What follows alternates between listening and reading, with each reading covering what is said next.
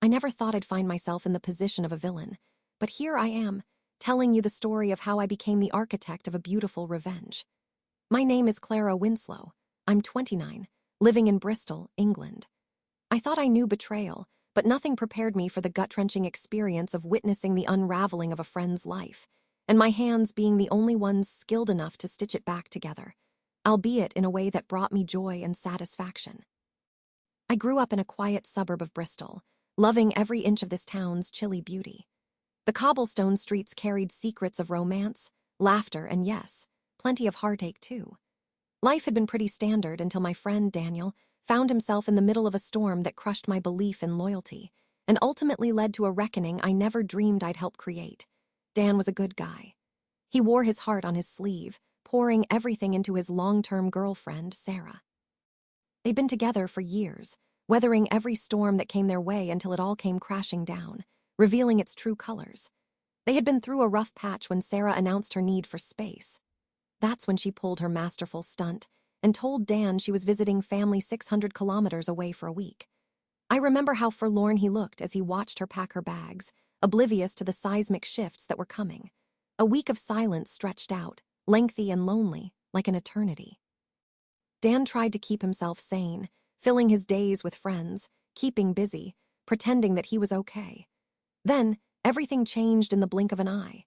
He stumbled upon something so shocking it brought everything tumbling down, the sight of Sarah, laughing over a candle-lit dinner with her ex on a restaurant patio, a stolen moment that would turn the tide for him. I can still feel the anger swelling up in my chest as he told me about that night.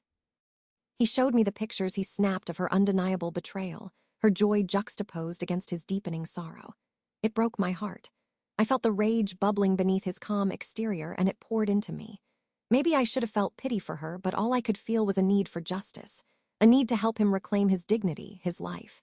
Even in that raw moment of gut-punched betrayal, Dan had a plan. He wasn't going to let her slip away unnoticed. He was on a month-to-month lease. After the photos were captured, he issued his notice to the landlord, quietly prepping for an exit that would leave Sarah with nothing but the remnants of her ill-fated choices. It was utterly brilliant. While she was off gallivanting, he stayed quiet, kept his distance like a hunter preparing for the kill. He spoke of couples therapy, but there was no urgency behind it. All the while, I watched him transform, his heartbreak morphing into steel resolve. Her late nights, her casual claims of crashing with friends were all just strands in this web he was skillfully weaving. The last role I played in this unfolding drama was being the conspirator. Dan's landlord, a good guy who'd seen enough heartbreak in his life, became our silent ally. The thrill of it all made my heart race as we coordinated behind the scenes, plotting silently, each detail carefully laid out to ensure the best revenge would serve justice for my best friend. As moving day loomed closer, the excitement danced in the air.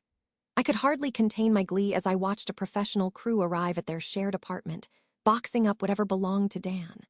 The morning sun hung low in the sky, casting a golden sheen over the chaos, and all the while, Sarah remained blissfully unaware of the fate looming over her. Then came the moment, the culmination of Dan's quiet strength and my dark glee. When she returned, undoubtedly expecting to find everything as she left it, she was met with a sight unlike any other, the crew busying themselves in what had once been her home. When she asked, almost incredulously, what was happening, Dan was poised. He laid out the photos he had taken, the proof of her treachery, as if showcasing artwork that he had painstakingly crafted. Her face contorted from confusion to denial, and finally to something that resembled understanding.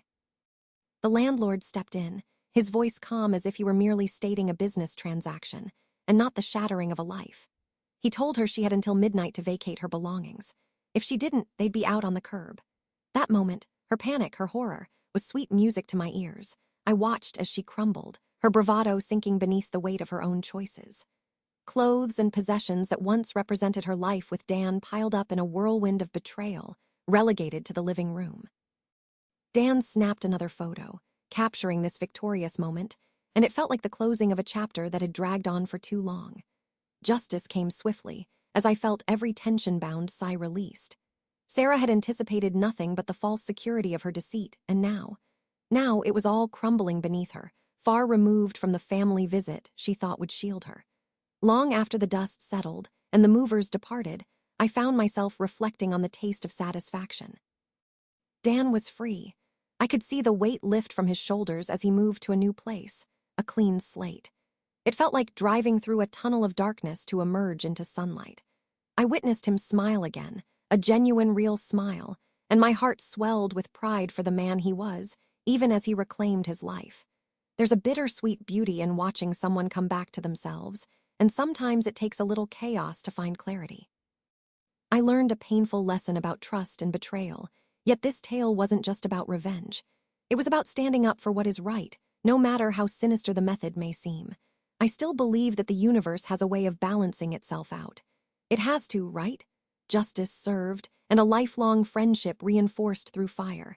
I guess sometimes it takes a real low for us to find our highest self.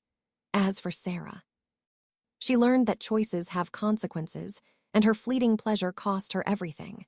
I slept well knowing that, finally, Dan could do the same.